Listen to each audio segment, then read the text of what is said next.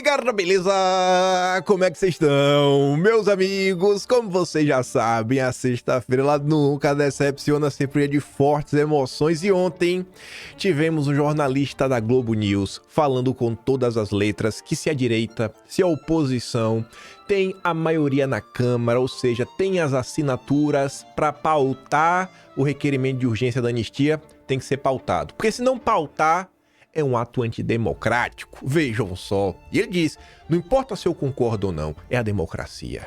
Mas a gente também teve aí jornalistas da Globo trazendo alguns bastidores que a forma como os assuntos estão sendo aí colocados é tipo um aviso assim, ó, Lula, lembra como é que tava a tua vida, Lula, 3, 4 anos atrás?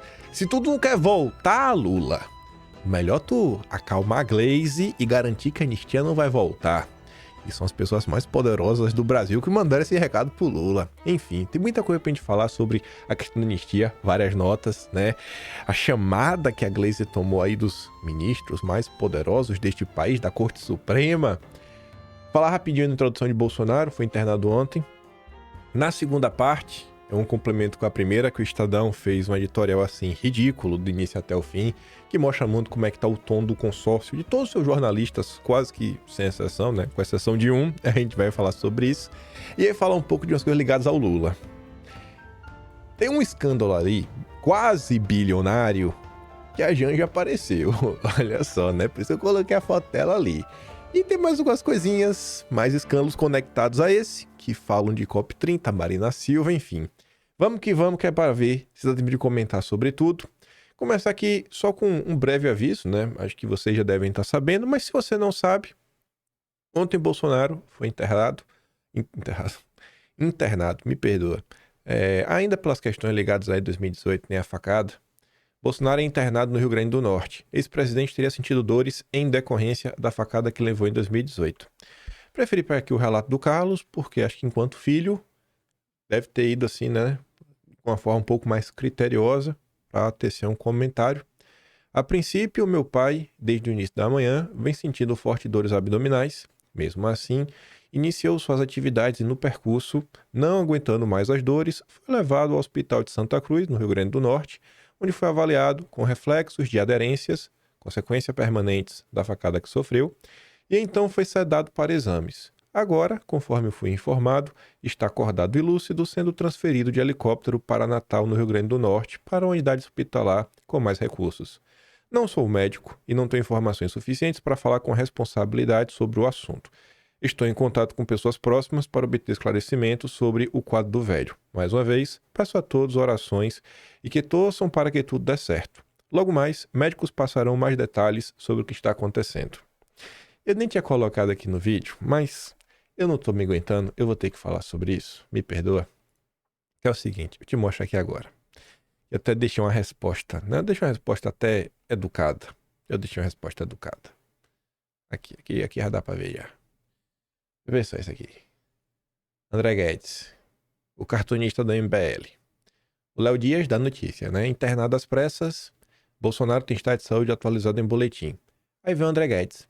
Não quero duvidar, não quero, né? Porém, é bem curioso, como sempre surge uma facada revival em momentos politicamente delicados para o ex-presidente. Gente, o que o Bolsonaro estava fazendo no Rio Grande do Norte? Bolsonaro tá indo, a gente ficava comentando ontem, lá para fazer sei lá, como é que pode falar, né? Uma jornada pelo interior do Rio Grande do Norte, né? A Rota 22, idealizada pelo Rogério Marinho.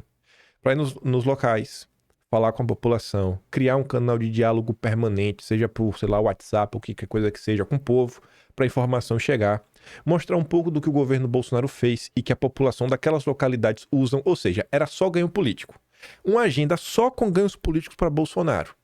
Aí ia tentar conhecer as lideranças locais, vai que surge aí candidatos para representar a direita no Rio Grande do Norte. Enfim, só tem pontos positivos. Bolsonaro deixar de ir, ele estava indo. Deixar de ir, ele só tá perdendo. Ele não tá ganhando nada. Não é que vai ter o julgamento dele amanhã e ele precisa estar lá e aí ele arruma um jeito de não ir pro julgamento. Não é isso. Bolsonaro tá deixando de ir para um evento que só teria ganhos para ele mesmo e para o grupo político dele. Como é que você duvida de uma coisa dessa? Essa é a turma do MBL. Aí eu até respondi ali, né? Sim, ele tinha uma agenda positiva para ele, ao longo da semana, em cidades diferentes, para aumentar a força dele, de seus apoiadores no estado. Aí ele inventou uma dor para se auto-prejudicar. Surreal o nível da turma do MBL. É o que você tem que ouvir nas redes sociais. Aqui é só um exemplo. Um exemplo de vários outros, né? Eu nem ia comentar isso, mas não me aguentei, não. Quem também está internado, gente, eu peço o carinho de vocês, puderem aí dedicar uma oração no dia de hoje, é o Alê. O Alê, no passado, até já foi assessor do Eduardo Bolsonaro. Ele tinha meio que sumido do Twitter esses dias, ele tinha feito um último tweet no domingo, falando que não estava se sentindo bem. O quadro dele é meio sério, sério mesmo, tá no hospital, tá internado, tá lá com a mãe dele. Eu sabia que ele tava meio doente, não sabia da gravidade, fiquei sabendo nas últimas horas. Então, se você puder ir, o Alê tá lá sempre no Twitter, vez ou outra já apareceu aqui em vídeo diversas vezes. Puder deixar aí uma oração para ele, Alexandre Gonçalves, se você quiser o nome todo assim, para pedir Deus abençoe Alexandre Gonçalves, tá esse lindo rapaz, para tudo dar certo. Ele que até tinha se recuperado, vinha se recuperando de uma doença bem séria que ele também teve. Então, muita gente conhece ele, bem quisto pela maioria das pessoas. Então, peço a vocês aí que dediquem uma oração pro nosso grande Alexandre Gonçalves, que fé em Deus, tá de volta aí logo menos. Entrando na questão agora da nossa linda democracia, ontem o Sóstenes, né, conversou com a imprensa, a Folha de São Paulo deu destaque aqui. Eu não sei nem como avaliar isso aqui, e sendo muito sincero mesmo. Ali, ó, líder do PL agradece a possível novo ministro de Lula e Kassab por atuação em apoio à anistia. Eu não sei se ele jogou pra torcida para gerar aquele clima gostoso entre Lula e seus ministros, ou que eu sei que, assim, eu dei uma risadinha, né? Não sei se isso se acaba ajudando, acaba prejudicando, mas eu ainda sou ser humano, eu achei curioso, né, ele dar essa cutucada, né? Obrigado aí, Lula, pelo teu ministro aí que nos ajudou. Cutucada básica, né? Mas enfim.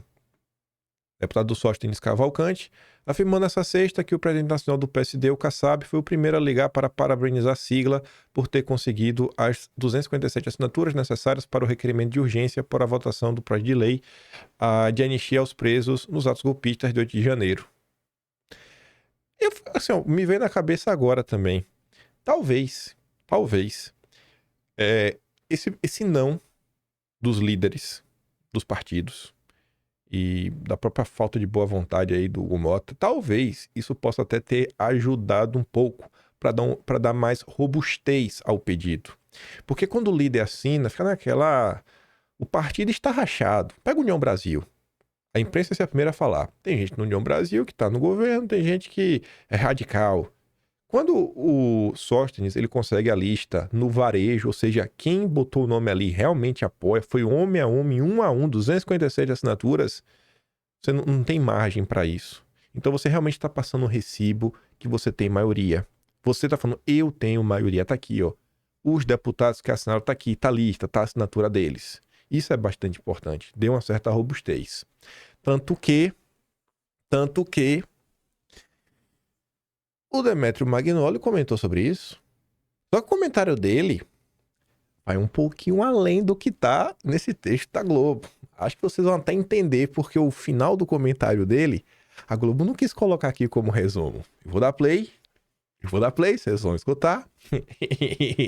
Eu não quero nem precisar comentar, porque o Demetrio vai falar de pessoas que eu não ouso comentar. Aí você vai entender porque a Globo não colocou. Mas o resumo da Globo é: se a oposição tem 267 assinaturas, é antidemocrático não pautar o projeto de anistia para ser votado no plenário. É antidemocrático e não importa o que alguém ache do projeto. Eu, por exemplo, acho um absurdo anistiar os soldados rasos do golpe do 8 de janeiro, porque isso seria dizer que o Brasil é um país sem lei. Mas é antidemocrático não colocar em votação. Mas vamos ver o comentário completo na íntegra, porque até essa história do soldado raso vai fazer um pouquinho mais de sentido. O comentário na íntegra do Magnoli é curioso. Pera aí, deixa eu aumentar aqui o volume. O estripador fazia. Pera aí. Em primeiro lugar, vamos por partes, né? Como o Jack, o estripador, fazia. Em primeiro lugar, independente das moças bonitas, da ingenuidade ou não dos parlamentares, se a oposição tem 267 assinaturas, é antidemocrático não pautar o projeto para ser votado no plenário. É antidemocrático, não importa o que alguém ache do projeto. Eu, por exemplo, acho um absurdo anistiar, né, os soldados rasos do golpe do 8 de janeiro. Eu acho isso um absurdo, porque isso seria dizer que o Brasil é um país sem lei. Mas é antidemocrático não colocar em votação. Você não pode, vamos dizer que não se deve colocar em votação projetos que você não concorda, mas deve-se colocar em votação projetos que você concorda. Então, seria democrático que o Hugo Mota colocasse em votação. Mas essa bagunça toda só existe porque o Supremo Tribunal Federal resolveu seguir de olhos vendados as vontades de Alexandre de Moraes e aplicar aos soldados rasos do 8 de janeiro, aos idiotas úteis do 8 de janeiro, penas dignas de líderes e mentores do golpe, quando eles não eram líderes e mentores do golpe. Quando o Supremo formou uma maioria em torno do relator, que é Alexandre de Moraes, essa maioria parou de pensar juridicamente e passou a pensar politicamente ao adotar essas sentenças exageradas de 17 anos, 14 anos, utilizando crimes correlatos, tentativa violenta de derrubada das instituições e golpe de Estado, como se fossem dois crimes separados e adicionando as penas de um às penas de outro. Barroso e André Mendonça notaram isso, foram os divergentes naquela época. O Supremo não quis saber porque passou a atuar como um bloco monolítico em torno do relator, como no passado. Fazia tudo o que Sérgio Moro queria, agora passou a fazer tudo o que Alexandre de Moraes quer. O resultado político disso é que há uma sustentação popular suficiente, não digo majoritária, mas suficiente para o PL pautar um projeto de anistia que, no fundo, busca anistiar Bolsonaro e as lideranças do golpe. Esse é o objetivo final do projeto. O Supremo faria bem se começasse a rever as suas penas, mas o Supremo não quer dar a impressão de que recua. Ele, de novo, age politicamente porque há montanhas de argumentos jurídicos para se dar penas proporcionais aos idiotas úteis do 8 de janeiro. Entendeu, né? Porque a Globo não colocou o final da... Você vê que essa fala do Magnolog ali é uns 20 segundos, né? Ele começa a falar quem seria o verdadeiro culpado pelo caos que o Brasil vem vivendo. Mas a gente sabe que o Demetrio Magnoli, né, é tipo relógio parado, né? Ele é o Sidônio da Globo News, né? Tem que ter alguém aí pra ser o diferentinho, né? Ele é o Sidônio da Globo News. Porque a Globo News mesmo é isso daqui, ó. Esse tipo de matéria, eu acho ela extremamente importante. Infelizmente, elas não são publicadas na frequência que deveriam. A imprensa tem que falar da imprensa. Porque, assim, não é que a imprensa tem que falar da imprensa. A imprensa tem que falar dos políticos. A Globo não é imprensa. A Rede Globo não é imprensa. A Rede Globo é um agente político. Ela não faz jornalismo. Aí eu não sei nem porque colocou ali jornalista. Devia colocar propagandista da Globo. Diz que o ministro do Supremo enviou mensagem pedindo que ela fizesse pergunta ao vivo. Mas tudo bem, pode botar jornalista. Mas propagandista caia muito bem também. O vídeo em xeque é esse daqui, ó. O Demetrio Magnoli é o Sidônio, é uma exceção. O padrão Rede Globo de qualidade é esse aqui, ó. Posso fazer a pergunta que um ministro do Supremo sugeriu, porque eu estava tentando entender como é que o Supremo vai se comportar, né? E aí esse ministro me sugeriu uma pergunta, para eu fazer uma pergunta para os parlamentares que defendem essa anistia. E a pergunta que ele me sugeriu é o seguinte: se invadissem a sua casa, jogassem rojões, paus e barras de ferro em seus funcionários, destruíssem os seus móveis e quisessem que o vizinho tomasse o poder e passasse a comandar a sua família e a sua residência, você pediria anistia? E aí ele complementa a pergunta: mas contra o país e a democracia, tudo bem? Pode? Então, peraí, deixa eu ver se eu entendi. Então, o país tem dono. É isso que você está tentando falar? Que o país inteiro, o Brasil, é deles. É a casa deles. Então, assim, eles não querem, eles são donos. Esse é o raciocínio, porque esse raciocínio é maluco. Não tem condição uma coisa dessa, querer comparar um país com a casa de alguém. Mas tá aí, né? O braço de propaganda. Já quem tá falando da Globo, antes da gente avançar na questão da anistia, tem um vídeo que circulou tem um tempo nas redes sociais, eu tinha separado, e eu acho que hoje cai bem aí no entorno. Você deve conhecer aqui o Antônio Garotinho.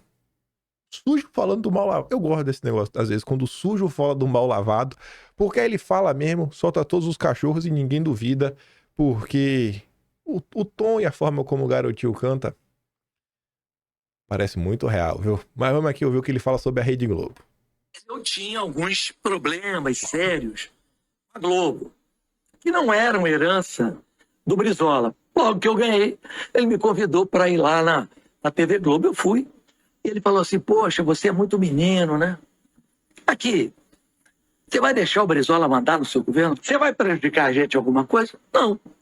Eu vou tocar meu governo. Né?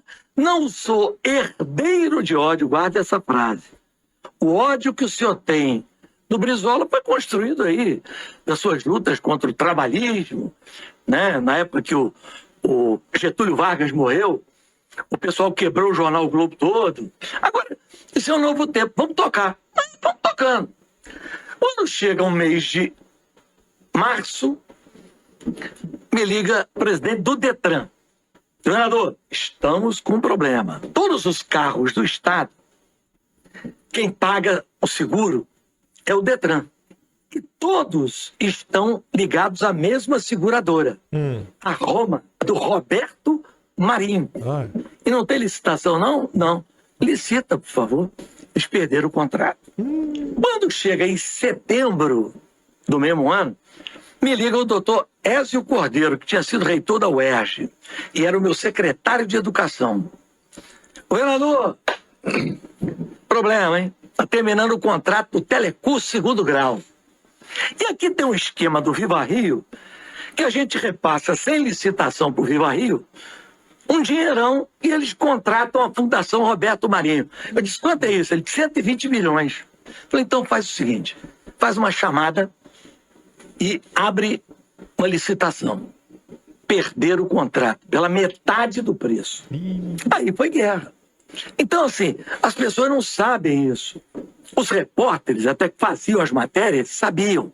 Mas quando chegava na editoria, e aí tinha que ir para o chefe da reportagem, e o editor, aí a ordem é: ó, quando for coisa boa, fala governo do Estado. Quando for coisa ruim, fala Garotinho. É tipo Bolsonaro, né? Coisa boa, governo federal. Dá pra jogar a culpa? Então é o Bolsonaro. Nada mudou, né? A Globo é isso. A Globo não é um jornal. A Globo não é um grupo de comunicação, assim, um grupo de jornalismo. É um grupo de comunicação, de propaganda. Propaganda pro regime. Mas vamos voltar para as questões ligadas à anistia. Vê só. O pessoal tá discutindo, não anistia, mas quem sabe aí um caminho do meio. Esse caminho do meio tem que ter dois caminhos, segundo aqui o Caio Junqueira. Aí ele vai fazer uma análise disso, né? Os riscos do caminho do meio para a anistia. Tá bom. Apesar dos possíveis benefícios em termos de pacificação momentânea, a medida poderia ser interpretada como impunidade por parte da sociedade, reacendando debates sobre justiça e responsabilidade. Nos últimos dias, ganhou força nos bastidores políticos a discussão sobre um possível caminho do meio para a questão da anistia aos envolvidos nos eventos de 8 de janeiro. Essa saída poderia se concretizar por duas formas: por meio de um indulto concedido pelo Lula, opor uma revisão da dosimetria das penas pelo Supremo, reduzindo as condenações dos réus. A proposta surge como uma tentativa de retirar essa pauta polarizadora do centro do debate público, permitindo que o país avance em agendas consideradas mais urgentes e que beneficiam a ampla maioria da população. Olha como esse papo tá sendo repetitivo, né? Porque essa é a narrativa que os jornalistas independentes, os grandes analistas, preocupados com o país, eles arrumaram. Para não atacar a anistia e ficar meio feio, para mostrar que você é um desalmado, que você não tem nenhum resquício de ser humano dentro de você, aí eles falam, não, é porque a gente tem que se preocupar com os problemas mais urgentes do Brasil. Vou falar isso já agora. Vem cá. O governo Lula começou ainda na transição. Ainda na transição, o Lula já estava lá pedindo a PEC do rombo. Já foi lá na COP, foi tudo mais. O Lula sempre teve amplo apoio do Supremo Tribunal Federal, vide a decisão do ministro Lewandowski na época, eliminada da lei das estatais, que depois até deixaram de fazer, mas o Lula não precisou demitir, que ele nomeou, porque a partir do pressuposto, o Lula fez isso de bom coração, bom grado. Tudo que o Lula quis colocar para andar, andou. Tudo. Não tem esse papo de agendas urgentes. Não tem. Se passaram mais de 2 anos e meio. Já tem mais de 2 anos e meio desde a transição para cá. Em nenhum momento de 2 anos e meio até agora, nada de importante foi apresentado. Nada. Agora colocaram uma chamada aí de PEC da Segurança Pública que o pessoal já está olhando assim meio torto. Já tem gente do próprio Ministério Público reclamando, matéria do Estadão. Assim, isso é meio complicado, tem alguns problemas aí, alguns furos. Então assim, não existe problema, gente, para o Brasil. Na verdade, os problemas existem. O que não existe é uma preocupação real com os problemas do país. Não existe, nunca existiu e até o governo Lula acabar não existirá. Um governo que está aí envolto em denúncias, dia sim, dia também. Das mais diversas denúncias. Acabou de ter um ministro afastado após a PGR oferecer uma denúncia contra ele. Por diversos crimes. Eu estou falando do Juscelino. Então, se até agora o governo não fez nada para colocar os assuntos urgentes em pauta, aí agora o governo Lula ia fazer. Agora o governo Lula, amanhã é domingo. Mas a partir de segunda-feira, a partir do dia 13, é dia 13?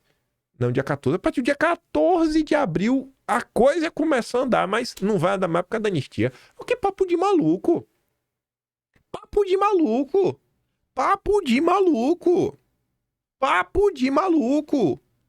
Não tem agenda. Não tem. Ninguém tem.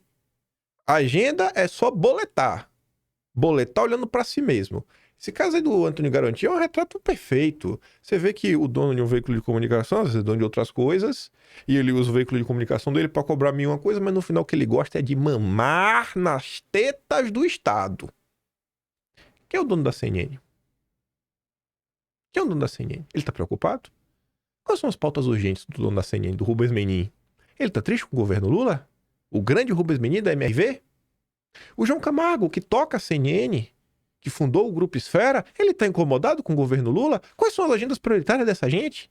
Papo furado! Ai, a anistia não atrapalha nada. Ninguém tem agenda. Só tem agenda de farinha pouca, meu pirão primeiro. Mas vamos continuar. No entanto, como todo acordão político, essa solução não está livre de riscos. Ainda tem que ali, né? Além disso, esse caminhão do meio representaria um gesto de recuo, tanto do Planalto quanto do Supremo, e ninguém quer parecer que está recuando. Aí a principal dúvida é o quê? O que é que vai vir depois?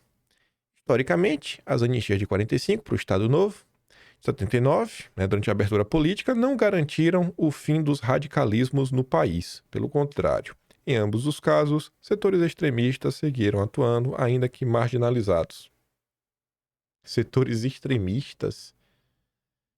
Assim, olha o papo de maluco. Análise. Setor extremista. Ok. Um vendedor de picolé. O vendedor de picolé é um extremista. Nossa! Uma cabeleireira. Meu Deus, né? Realmente, a gente tem que pensar numa decisão que as cabeleireiras parem de trabalhar os setores extremistas da sociedade. Apesar dos possíveis benefícios em termos de pacificação momentânea, a medida poderia ser interpretada como impunidade por parte da sociedade, reacendendo debates sobre justiça e responsabilidade. Além disso, há o risco de que, em vez de encerrar o ciclo de conflitos, a anistia apenas adie enfrentamentos futuros, mantendo viva uma chama de radicalização que pode voltar a se inflamar em novos contextos políticos. Quem é que radicaliza? Quem é que radicaliza? Quem vai pra rua numa boa, numa manifestação pacífica, aí como a do domingo passado, falando, pô, o pessoal precisa voltar pra sua família. Quem que radicaliza? Ou são pessoas que mandam pra cadeia um senhor de 70 anos que cuida da mãe de 92, que ainda tem problema de saúde, porque ele ia dar um golpe de Estado? Quem que tá radicalizando? Quem é o extremista? Quem que deu um golpe de Estado? Assim, enquanto o caminho do meio parece atraente como solução imediata, seus efeitos de longo prazo permanecem incertos. O desafio dos três poderes será equilibrar a necessidade de reduzir tensões com a obrigação de garantir que a justiça seja feita sem repetir os erros do passado. Conversa mole do início até o fim. Aí que vem o grande carro-chefe. A gente comentou ontem, né? A Gleice tem uma entrevista coletiva. Eu só tinha visto ela falar dela, que dizia que o Hugo Mota não vai pautar. Eu confio na palavra dele que ele não vai pautar. Mas a Gleice falou outras coisas também. A Gleice falou que ela vê espaço o Congresso debater as penas. Não o Judiciário. Aí, de manhã cedo, Andréa Sadi foi a primeira da notícia, mas não vou pegar da Andréa Sadi não, que eu não gosto dela. O yoga dele, eu também gosto dele, não, mas ele é menos pior que a Andréa Sadi. Também botou ali, ó. Anistia. Ministros do Supremo buscam Lula para reclamar da fala de Gleice. Os ministros procuraram auxiliares e interlocutores de Lula na área jurídica, o Messias e o Lewandowski, para reclamar de uma declaração dada pela Gleice relacionada à anistia aos condenados pelo 8 de janeiro. Em entrevista na noite desta quinta, Gleice disse considerar plenamente defensável a discussão sobre a redução de penas a civis condenados pelo 8 de janeiro. A petista afirmou que esse pode ser um debate feito pelo Congresso Nacional. Aí, veio o Gadelha volta. Tempinho depois, após críticas do Supremo, Gleice tenta esclarecer fala sobre anistia. Tomou a chamada, veio a público fazer aquela postagem para ficar de boa. Gleice usou as redes sociais para enfatizar que as eventuais revisões de penas dos condenados pelos atos golpistas podem até ser discutidas pelo Congresso e pela sociedade, mas que o ato em si cabe única e exclusivamente ao Supremo. Em entrevista antes dessa quinta, né, aí ele repete o que a Gleice falou, a fala caiu mal no Supremo, como noticiou a coluna, ao menos 3 ministros da corte procuraram auxiliares de Lula para reclamar. Eles classificaram a fala como um absurdo e sinalizaram que a declaração poderia azedar a relação entre os poderes. Eu não quero nem crer que eles falaram isso. Eu não acredito que eles falaram isso, porque nós sabemos que tudo que acontece no Brasil são questões técnicas. Todas são técnicas, 100% técnicas. Não tem declaração política. Tudo no Brasil se julga à luz da Constituição, a letra fria da lei. Papo mole aí de... Não tem nada disso. Um dos ministros do Supremo viu a fala de Gleice, avaliou que a posição da ministra poderia jogar no colo do governo a eventual derrota política, caso a anistia não avance. Alguns magistrados prometeram procurar diretamente Lula para reclamar. Aí eu fui lá na casa do Lula, a Globo. Vamos ver a Bela Megali, porta-voz do mundo jurídico no Brasil. Gleice diz que mal-estar do Supremo com sua fala sobre anistia não persistirá. Tá de boa. Me perdoem. Prometo. Resolvido. Gleice afirmou à coluna, ou seja, para Bela Megali, que ela não crê que o mal com o Supremo, com a fala dela, persistirá. Tá tudo certo. Se eu falei, eu desfalei. Nunca falei isso. Tira meu nome de sua boca. Aí a Bela Megali hoje de manhã, 4 da manhã, ela volta. O alerta sobre a anistia que Lula recebeu do Supremo após a fala de Gleice. Me passou uma coisa na cabeça com isso aqui. Eu não vou nem falar, porque é muito antidemocrático. Aí Lula foi informado da indignação que a afirmação de Gleisi girou na corte e recebeu o recado de que qualquer apoio do governo à investida do Congresso de interferir nas penas que foram estabelecidas pelo Supremo vai abrir uma crise com o tribunal. Magistrados do Supremo sinalizaram não querer escalar a crise. Eu não quero, mas estou atento. Estou atento. Ó Lula, se lembra de que você estava 4 anos atrás, né? Estou atento.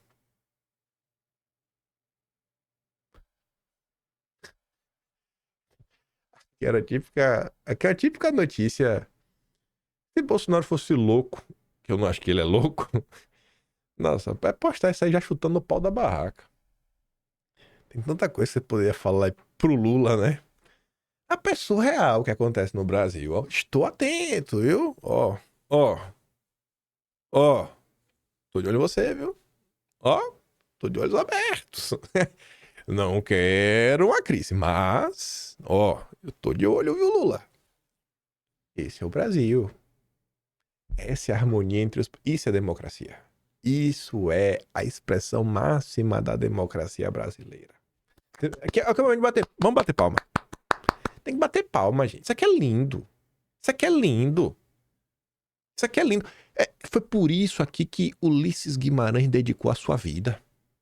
Foi pra isso aqui que o Roberto Marinho apoiou vários golpes no país. É pra isso daqui que Júlio de Mesquita Filho foi um dos maiores golpistas na história do planeta Terra.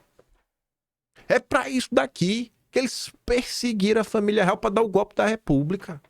Nossa. É pra isso que a gente viveu. Essa é a expressão máxima da democracia. Que o povo coma, sei lá, comida estragada. Mas a gente tem que preservar essa harmonia entre os povos. Isso aqui é lindo. Isso é a expressão máxima da democracia brasileira. É surreal isso aqui. Esses 2 lindos parágrafos têm que ser eternizados na história. E eu vou tentar registrar, né? Aí você tem aqui 2 antidemocratas. Parece aí que eles não estão honrando a posição que eles estão ocupando. Não sei quem é o Mendonça acha que ele é, muito menos o Cássio Nunes Marques. Acabaram de chegar.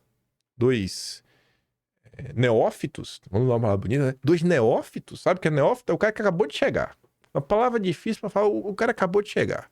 Acabou de chegar e já quer discordar dos colegas. Com muito mais tempo de profissão, de casa, que escrevem livros. Aí tá ali. Mendonça e Cássio votam para absolver golpistas. Tá errado, óbvio que o Mendonça tá errado, né? Você acha que o Mendonça tá certo? Eu acho que o Mendonça tá errado.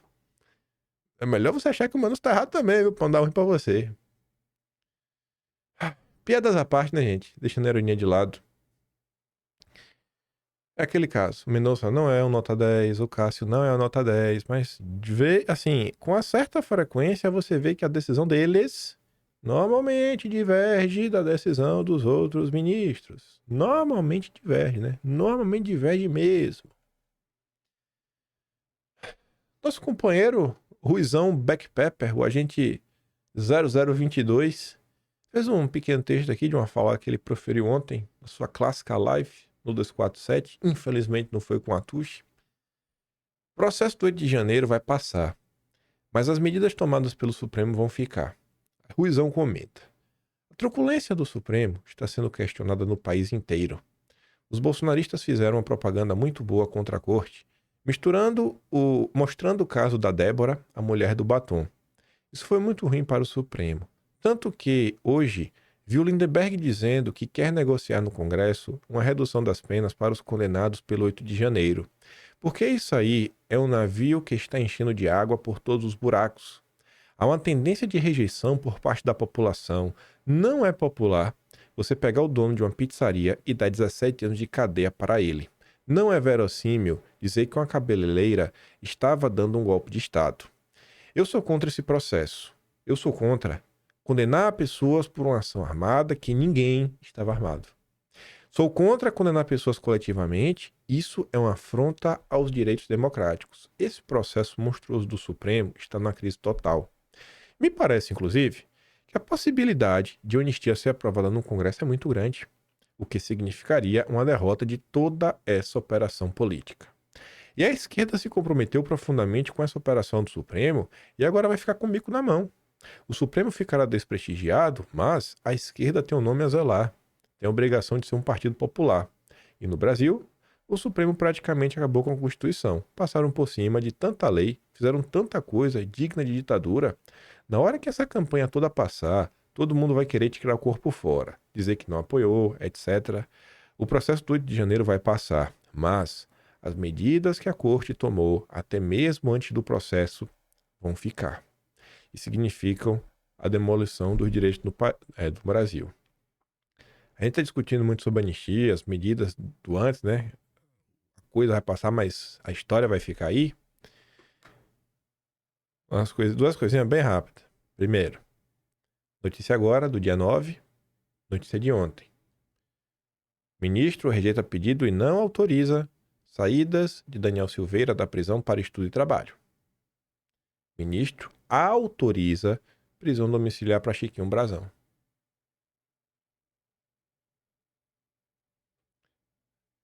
Faça o julgamento, né? Você aí julga. O tempo vai passar, as coisas vão passar, mas a história vai ficar. Olha para isso daqui. Fizeram um levantamento aí do Congresso, Câmara e Senado. Como os políticos, né, veem o inquérito das fake news. Para você ver a realidade das coisas hoje. O levantamento aponta que 26,1% dos deputados e 38,5% dos senadores ainda acreditam que o inquérito tem objetivos a cumprir. Ou seja, ainda acham que tem que permanecer aberto, depois de 6 anos. Você vê que é 1/4 da Câmara e mais de 1/3 do Senado. Enquanto outros enxergam o processo como concluído ou questionam sua legalidade desde o início. Para 32,4% dos deputados federais, o inquérito já cumpriu com os objetivos. E para 41,4% dos deputados, o inquérito é ilegal desde a origem. Apenas 26% responderam que o inquérito ainda tem objetivo a se cumprir. Ou seja, 32% deve ser meio que o centrão. Não, começou, já foi, cumpriu objetivos, página virada. 41% é um número que eu achei bem expressivo. De boa, 41% acha que o inquérito é ilegal desde a origem. Eu fiquei surpreso. A gente está falando aqui 513. Uma conta aqui bem rápida. Cada 10% é 50. Está falando de mais de 200 deputados. É um número bem expressivo. 200 deputados, pensar nisso, eu fiquei surpreso. Já no Senado, os dados são bem divergentes, pois apenas 15% acham que já cumpriu seus objetivos. Acaba aí, já deu. Houve um empate técnico entre as opiniões de que o inquérito é legal desde a origem e de que o inquérito ainda tem objetivos a serem cumpridos. Aí você tem aquela percepção, né, que o Senado tem um grande problema no Senado, né? O Senado realmente é lulista. A pesquisa foi realizada nos dias 19 e 20 de março e seguiu critérios de proporcionalidade partidária. Os parlamentares foram entrevistados especialmente por telefone. Mas vamos lá. Para minha surpresa também, a Ana Flor lá da Globo tá ali comentando. Conversei com alguns advogados de defesa, especialmente desse núcleo que já se tornou réu. Entendi uma preocupação com o prazo, porque eles ainda afirmam que estão sem acesso ao total, por exemplo, dos depoimentos de Cid e de outros detalhes, e que eles gostariam de ter todo esse conteúdo e tempo para analisar. Diz Ana Flor sobre a abertura de ação penal contra Bolsonaro e 7 aliados por tentativa de golpe de Estado. É importante ressaltar que é um julgamento que tem de ocorrer de forma clara, com amplo direito de defesa, exatamente para não dar elementos para contestar politicamente a situação. Fiquei surpreso, né, com a turma da Globo News dando destaque para isso, porque desde o julgamento o pessoal está querendo ter acesso. Queremos ter acesso na íntegra. Nem no julgamento. Nem no julgamento vai ter acesso, amigão. Aí, pra gente fechar aqui essa primeira parte, vai dar a falar da segunda. Lá vem a turma do Estadão.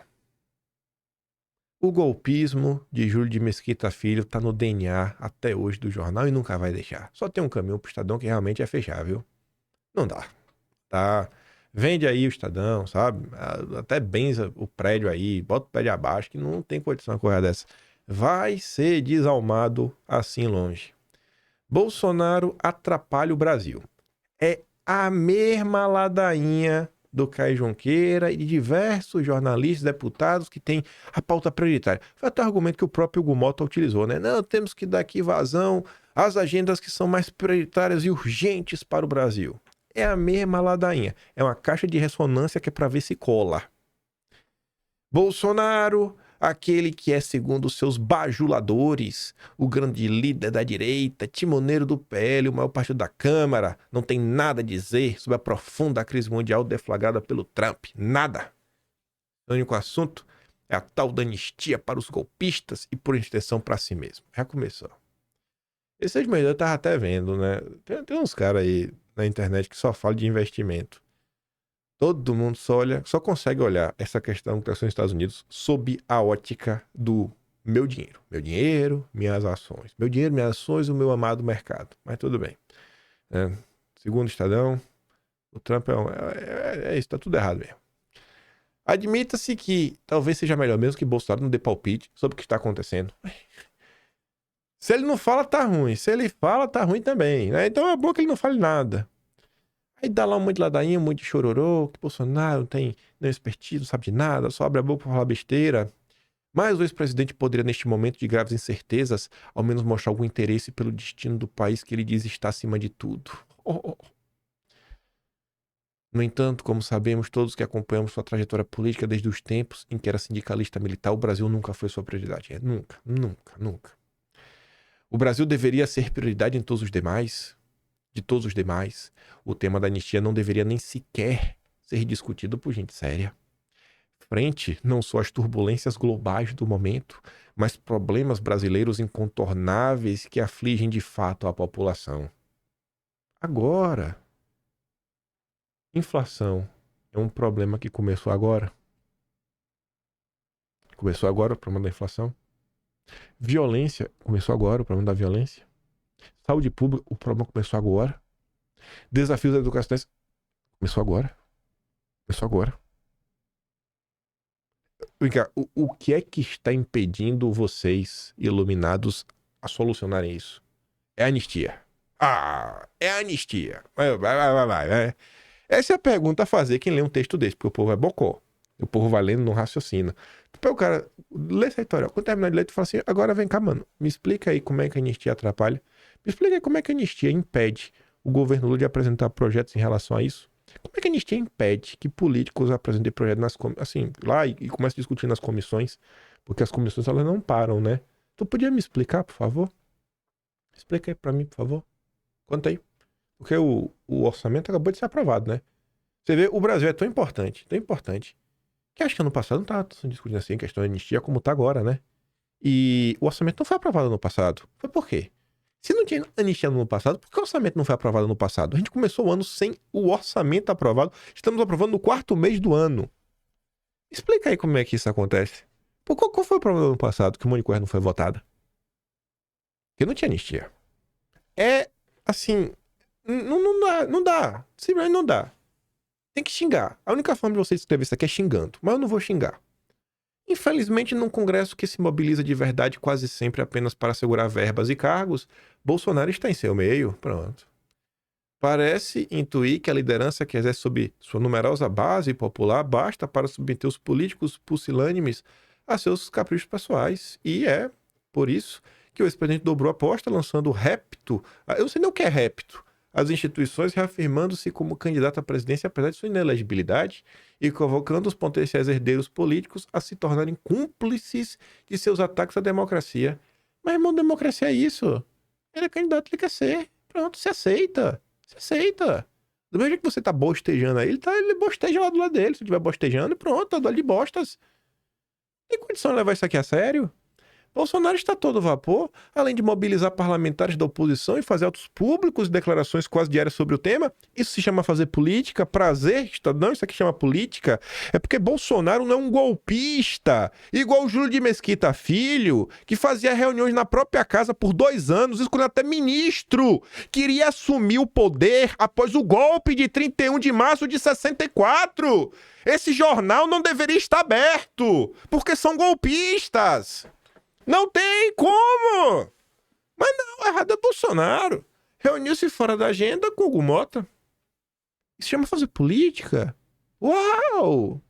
Parabéns, né?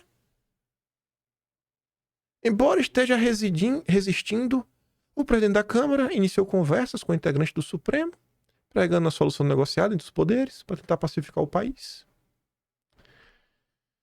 Já que a maioria dos brasileiros é contra a anistia, segundo recentes pesquisas, as patranhas do ex-presidente seriam apenas irrelevantes caso se resumisse a ele ao clã Bolsonaro. Mas então vocês são os primeiros a se levantar a favor das minorias quando é do interesse de vocês. Até tese jurídica vocês têm para defender isso, que é a tese do contramajoritário, que o papel da Corte Constitucional muitas vezes é contramajoritária, porque você tem uma multidão de ignorantes. Uma multidão de ignorantes. Então, para salvar as minorias, as pessoas iluminadas vão tomar decisão contramajoritária. Mas é perturbador observar que algumas das principais autoridades do país estão realmente se dedicando ao tema. O governador de São Paulo, Tarcísio, por exemplo, encontrou tempo em sua certa tarefada rotina para ligar pessoalmente a todos os deputados de seu partido com o objetivo de convencê-los a assinar o requerimento de urgência para o pedido de anistia, como se isso fosse de fato relevante para os paulistas. Mas é relevante mesmo. Tenho certeza que para muita gente é relevante. Muita gente é relevante. Não é. O Estadão que sabe o que é relevante. Se Bolsonaro for condenado e preso, se os golpistas forem todos punidos rigorosamente, nada vai mudar no país. Vamos fechar o Estadão, então. Também não muda nada. Pode fechar o Estadão? Vamos fechar a Globo? Não muda nada, nada muda. Por que ia mudar? O Estadão é um jornal de 150 anos. Um jornal com história, que deu o golpe, ajudou a dar o golpe da República. Tava lá na tentativa de golpe 32, mas que eles chamam de revolução constitucionalista. Por quê? Porque eles são donos da narrativa. É catar coquinho, rapaz. No entanto, se as forças políticas do Brasil não se mobilizarem rapidamente para enfrentar o novo turbulento mundo que acaba de surgir, aí sim os brasileiros sofreremos todos. Está na hora de deixar a justiça cuidar de Bolsonaro e seguir adiante. O Brasil tem mais o que fazer. Tem mais o que fazer mesmo. Tem. Vamos ver, né? As prioridades do Brasil. O Brasil tá com pressa. O Brasil tá com pressa, né? Você vê, ó. Mesmo Estadão. Pega o mesmo Estadão. Decretos de Lula ampliam poder e ganhos de organização internacional com 710 milhões em contratos. Isso daqui é culpa de Bolsonaro, é? É culpa da anistia. O governo não tem tempo para fazer isso, não tem tempo para salvar o Brasil, não tem tempo para apresentar solução para a violência, não tem tempo para apresentar solução para a da saúde. Uma entidade internacional que ofereceu cargo a Janja, e é próxima de quadros do PT, multiplicou o próprio espaço na esplanada. Beneficiada por 2 decretos assinados por Lula. Olha só, né? A OEI já fechou 21 contratos e acordos no valor de 710 milhões de reais com 19 órgãos federais. Né? Responsável por alguns dos principais eventos do terceiro mandato de Lula, como a COP30 e a cúpula do G20, a OEI pode embolsar cerca de 42 milhões com cobrança de taxas de administração. Mostram documentos inéditos obtidos pelo Estadão. Só por esses 2 eventos, a entidade ficará com até 30,6 milhões de reais. A taxa de administração em contratos como o da OEI com o governo foi elevada de 5% para 10% para até 10%, por um decreto assinado por Lula em março de 2024. Viva a democracia! Uma outra decisão presidencial de setembro passado permitiu à OEI contratar empresas para execução dos acordos sem licitação. Parabéns, Lula! Baita decisão! Obrigado por permitir esse tipo de contrato sem licitação. Obrigado, Lula! A OEI se apresenta como a maior organização multilateral de cooperação entre os países ibero-americanos de língua espanhola. O Brasil fala português. Trata-se de uma entidade internacional de direito público que atua no Brasil há 2 décadas, desde o primeiro governo Lula, com eventos, projetos sociais, consultorias e ações educativas, mas foi na atual gestão do governo Lula que a presença e os ganhos diretos alcançaram patamares inéditos. As parcerias são concentradas em pastas e órgãos controlados pelo PT, como a Casa Civil, Secretaria-Geral da Presidência, a EBC, Ministério da Educação, Igualdade Racial. Dos 710 milhões em contratos, 629, quase 90%, estão sob guarda-chuva de ministros e dirigentes petistas. Em todo o governo Bolsonaro, nos 4 anos, a OEI fechou 78,9 milhões em contratos. Em 2 anos, de Lula 3, o governo já transferiu 197. Em 2 anos, mais do que o dobro. Dos 710 celebrados, os contratos são fechados sem licitação. A organização também goza de condições especiais na relação com fiscalizadores nacionais.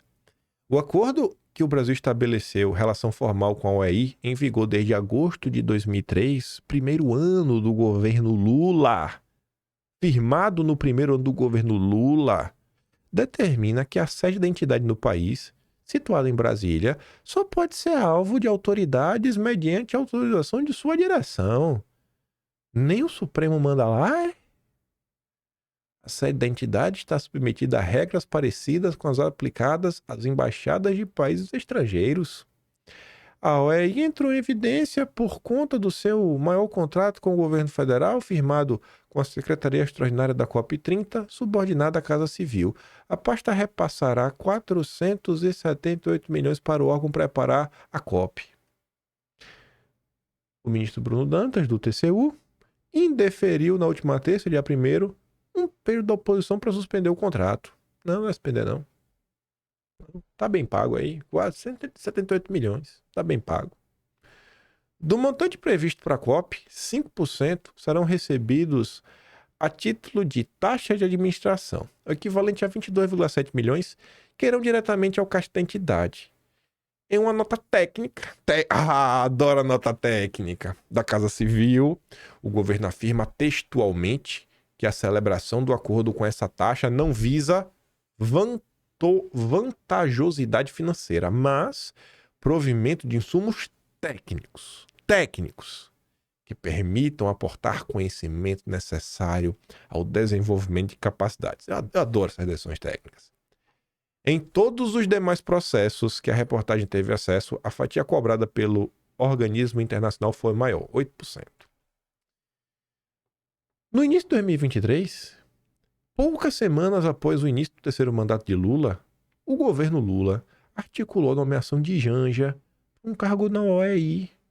Em abril daquele ano, a entidade anunciou a criação da Rede Ibero-Americana para Inclusão e Igualdade, que seria coordenada pela primeira-dama.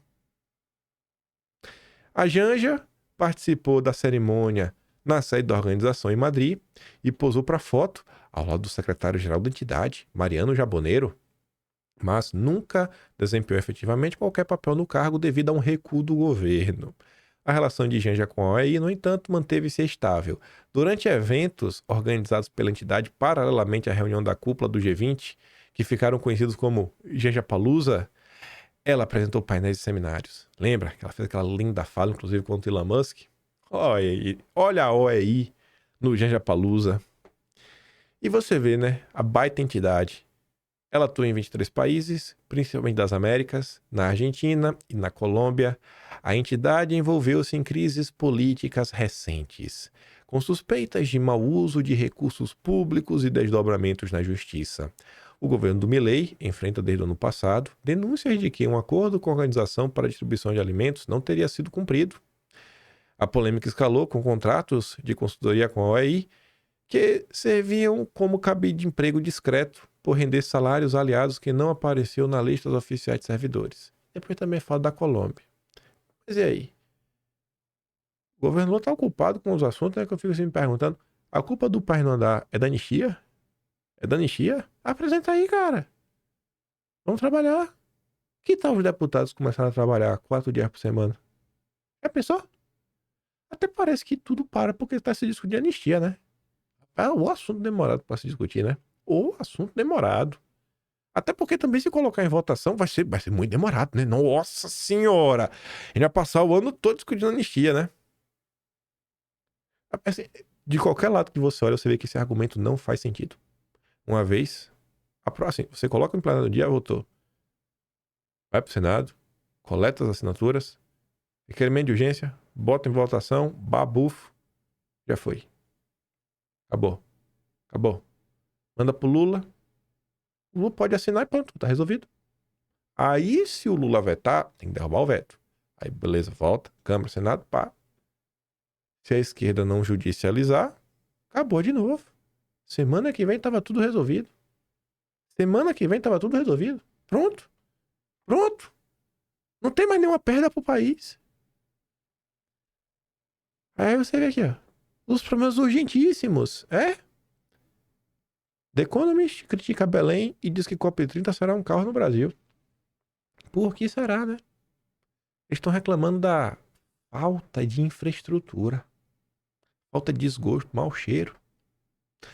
Aí eu acho que o governo Lula, pensando na falta de infraestrutura, resolveu dar uma mãozinha nas mãos do PT e Itaipu constrói até hotel de luxo para a COP30. Justo. Pra ajudar, né? A Economist reclamou, tá lá. Vai gastar mais ou menos uns 200 milhões. Pouco dinheiro, né? Só uns 200 milhões. Isso aí. E aí você vê como são as coisas, né? Qual a justificativa para dar esse dinheiro? A missão socioambiental. Que missão socioambiental? A missão de Itaipu é gerar energia abundante, barata e de qualidade. É só isso. Essa é a única função que o Itaipu tem. Ela não tem nenhuma outra missão. Ela não tem missão. Isso é maluquice. Isso é maluquice de quem tá no comando de Itaipu. Itaipu não tem. A missão de Itaipu é gerar energia. Quem tem missão socioambiental é Marina Silva. Aí você vê aqui, ó. Aqui é a missão socioambiental, ó. Cidade sede da COP30 é hoje a 8ª pior do Brasil em saneamento. Cadê a missão socioambiental? Eu acho que fazer esgoto é mais prioritário. Então não tem missão socioambiental. É balela. É só uma justificativazinha SG para gastar dinheiro e ficar bem no mercado. Não tem um ai. O mercado é o mercado. O mercado tá dormindo em berço esplêndido. Mas o presidente da COP30 no Brasil, né? O André Aranha Corrêa do Lago. Eu não sei porque ele não usa o Aranha, né? Da família dele. O Aranha Corrêa do Lago. Primo aí, né? Ele é neto do Oswaldo Aranha, que é primo do Olavo Egídio Souza Aranha. Patriarca por parte da mãe do Setúbal. Foi a filha do Olavo Egídio Souza Aranha, Francisca, que casou com Paulo Setúbal, da família Itaú. O Olavo Egídio Souza Aranha, que era primo do Oswaldo Aranha, avô desse cidadão, né? O Olavo Egídio, sócio da família Klabin Lafepiva. Não esconde não, pô. Um nome tão lindo, belo, que tá parte das oligarquias que controlam esse país. Não seja humilde. Aí você vê, ele discorda da Economist. Ele não acha que o problema é a falta de esgoto, mau cheiro, problemas de infraestrutura. O problema mesmo que a gente tem que enfrentar tá ali, ó. André Aranha Corrêa do Lago diz que entre os desafios dos próximos meses, o maior pesadelo é desinformação. Pronto. É o problema, gente. O maior pesadelo é desinformação. Aí você olha, o Brasil, o Estadão, meu Deus, o Cajuqueiro, meu Deus, tem que discutir os assuntos, anistia, porque 2 dias de discussão, né? Um dia na Câmara, um dia no Senado, daquele jeito, aquelas votações, aquelas tratoradas que o Lira adorava, 2 dias estava resolvido, não pode. Aí você vê, né? Prioridades. Petrobras está buscando oportunidade na Índia. Na Índia? E a margem equatorial, hein? Aí ela tá ali. A Petrobras está de olho em blocos de exploração na Índia. Sim, a estatal brasileira precisa atravessar o mundo para buscar o que tem aqui de sobra. Águas profundas com enorme potencial energético. Mas enquanto outros países disputam cada gota de investimento, o Brasil continua travado. Não por falta de recursos, mas porque o IBAMA, junto com ONGs internacionais, virou um filtro ideológico com verniz ambiental. Empregos que não saem do papel, arrecadação que não acontece, desenvolvimento que nunca começa, tudo isso porque decisões técnicas foram trocadas por discursos prontos. A tal agenda verde não reduz emissões, reduz as chances do Brasil prosperar. Aí vai lá a Petrobras pedir pinico. Por favor, Marina Silva, por favor, Lula, para de destruir o país. Margem equatorial. Petrobras conclui unidade de fauna no Oiapoque, que era a exigência do IBAMA. Para perfurar 500 quilômetros da margem, tinha que cuidar do Oiapoque. Não sei nem o que é Oiapoque, mas achei o nome engraçado. A Petrobras acaba de entregar no Oiapoque uma estrutura que parece saída de um roteiro animado. Um centro completo para cuidar de golfinhos, peixes, boi e tartaruga. Me ligaram aqui. Que onda, né? É a Petrobras, é o Lula. Tá, pior que nem sabe, meu vídeo é gravado.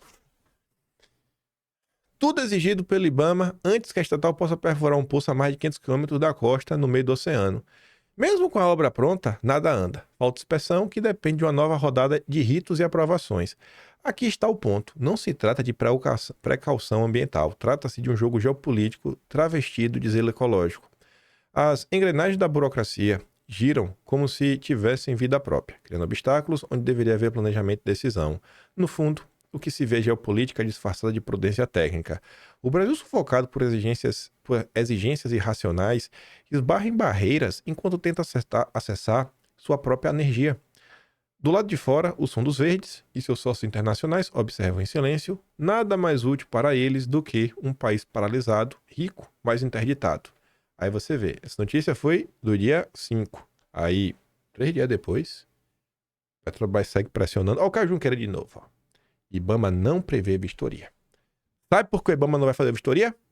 Por causa da anistia. A anistia está impedindo o IBAMA de ir fiscalizar o Oiapoque. Por quê? Não sei. Não sei. Pergunta pro Caio Junqueira. Pergunta lá pro Estadão. Eles vão te explicar como a anistia está impedindo o IBAMA. É culpa da anistia. Sabe o PCC? Que tá aloprando, sabe o Comando Vermelho? Sabe por que eles não estão sendo combatidos? Por conta da anistia. É uma coisa importante que vocês devem... né? Quando você conhecer uma pessoa aí que ainda tá sem meio em dúvida, você pega aqueles 2 textos e fala, cara, sabe o que o Estadão e o Caio Junqueira andaram falando? Que o combate aí, assim, quando você traduz o que eles estão falando no final do dia, é basicamente que o PCC e o Comando Vermelho não estão sendo combatidos porque a anistia não deixa. Você acha que isso faz algum sentido? Porque eu leio aqui esse texto. Não tá dando a entender isso aqui? Piada. Uma piada. E o IBAMA não tem data. A Petrobras encaminhou uma nova carta. Um novo pedido. Sabe? Tô apto para ser vistoriado lá no Oiapoque. Me ajude. CNN procurou o IBAMA, que não tem previsão. Não tem não. Tô sem pressa. Vou quando eu quiser. Mas a culpa do país não andar é da anistia. Tinha mamãe coisa pra comentar, mas a gente comenta depois. Não tem como. Não, simplesmente não tem como. Eu vou mandar lá o vídeo do Demetrio Magnoli, da Cantanhede e o do Antônio Garotinho falando da Globo lá no Telegram, como sempre. Se gosta do meu trabalhinho, quer um pouco mais, pode se tornar membro do canal. Tem um botão de valeu, prenda inscrição e tem um Atlas brasileiro. Amanhã nós estaremos de volta, porque a anistia não nos impede de trabalhar. Não sei por que impede os políticos de trabalhar, mas nós conseguimos trabalhando, mesmo com o pessoal discutindo anistia. Não pararemos por conta disso. É isso, né? Fico com aquele grande beijo-abraço. Vejo vocês amanhã. Tamo juntos. Valeu, meus amigos. Fui.